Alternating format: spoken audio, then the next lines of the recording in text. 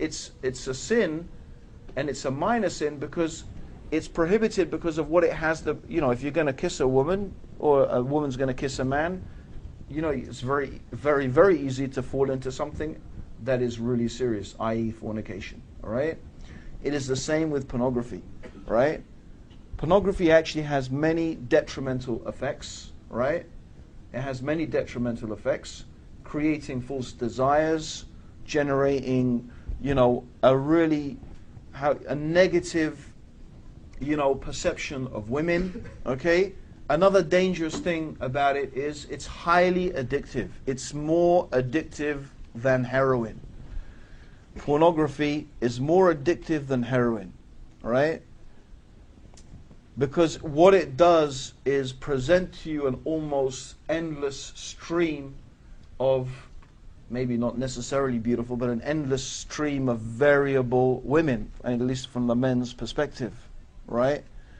And there is no emotional attachment. And the image that you see on the screen or wherever it is almost as powerful as seeing the real thing. Somehow your brain doesn't necessarily distinguish that much. But what you have is an image, or you have something that seems to be like the real thing, but there is no emotional attachment. So, the pornography doesn't nag you, right? Doesn't give you a hard time because you didn't come home late. You came home late at night, and because you know what? That's a very dangerous thing, right? It creates this, it has many negative effects, right? So in no way, shape or form would I encourage a person to, to do that. And it's something that is really negative, right? But on the other hand, the point being is that a person should never reach to that stage that they're thinking, that they reach despair. And they just think that Allah can't forgive them, and that, my prayer is, whatever, or this and that. And of course you should try and keep away from sins, and you should do whatever is necessary to help you, especially I encourage that person to get married. But you shouldn't ever despair of the mercy of Allah. And you should put it into perspective. It's not to make light of it, but you need to put it into perspective, and you need to understand really where this stands on the level of sins, and really why and what is the reason why that has been prohibited. It's prohibited because of what it has the potential to lead to. Okay, so I think I would just advise, someone who is on that type of situation, where they're really almost, it's leading them to depression, to put it into perspective, inshallah. Barakallahu feek. Okay, we have three questions on a similar topic. Basically, it's feeling sad and depressed when we feel that our deen is threatened. And there's one that I want to read specifically. In practical life, when you become an active professional, you find yourself step by step doing things that you didn't imagine that you do before. A practical example being, a Muslim working as a practicing doctor has to socialize with the team and staff with whom he is working, as he has to go with them for dance parties. You also have to take lunch or dinner at the end of a conference day where they serve wine. You'll not drink it, but you'll still have to sit with them for lunch or dinner, especially if you were presenting in the conference. So how do we deal with such things? Have to? What means legally binding? What does have to mean? I have to in order to advance my career. I'm not sure what the have to means here, right? So I'd have to question the have to. Okay, there's lots of things that you may feel you have to do and you don't. And that's really what it comes down to. Do you really have to do it? Dance parties? You have to go to a dance party as a doctor?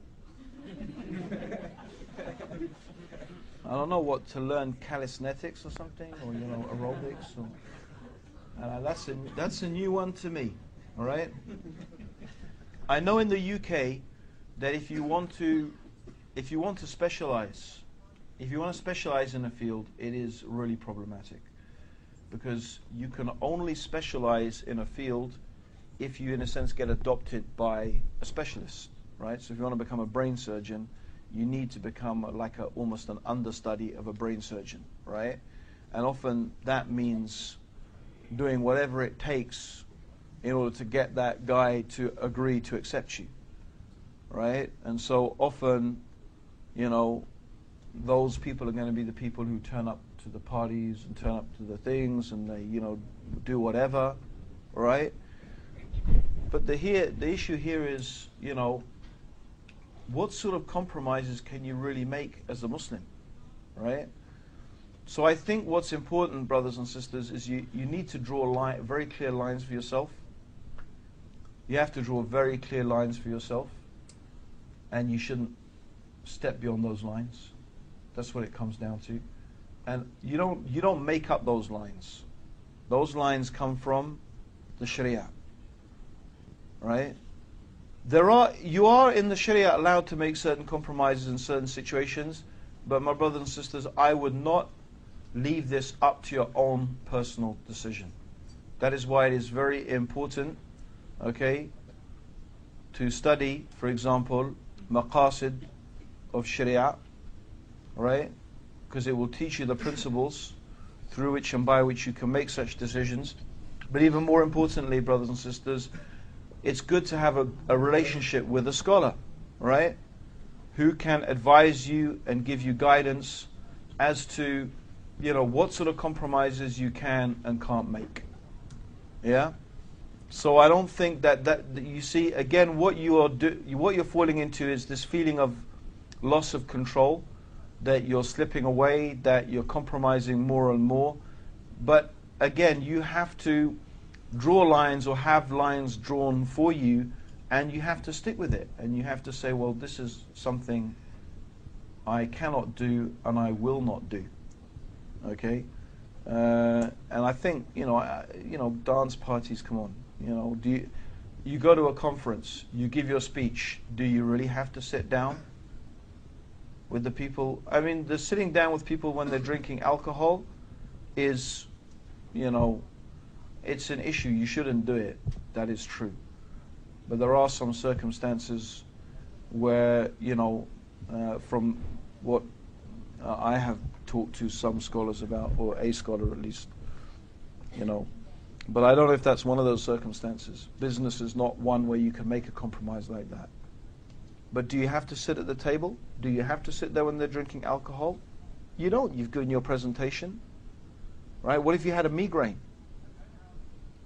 I get migraines, so, I'd say, I've got a splitting headache. I'm sorry, I have to go. I just, whatever. You can't do that. I mean, okay, you don't want to lie, but, the point being is that you don't have to, do you? So, a lot of the things you say, people say, oh, I have to do this, and I don't really think you do have to do it. So, Allahu Alam.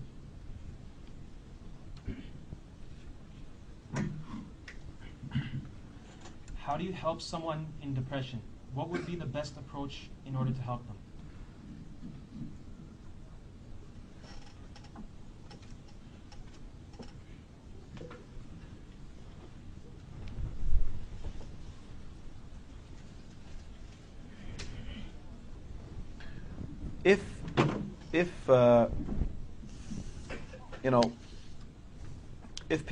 If a person is clinically depressed, and the description of clinical depression is, as we mentioned, all-encompassing low mood, low self-esteem, loss of interest and pleasure in things that you usually find enjoyable, right? And we're talking about not a major depressive episode yet, no, we are, but we're not talking about, okay, go through it again. Feelings of worthlessness, inappropriate guilt, helplessness, hopelessness. Well, I would think that you talk through the person, right, in a positive way, right? You show them why things are not hopeless, right? Why they are worthy, why they should feel good about themselves. There's lots of things for you to feel good about yourself,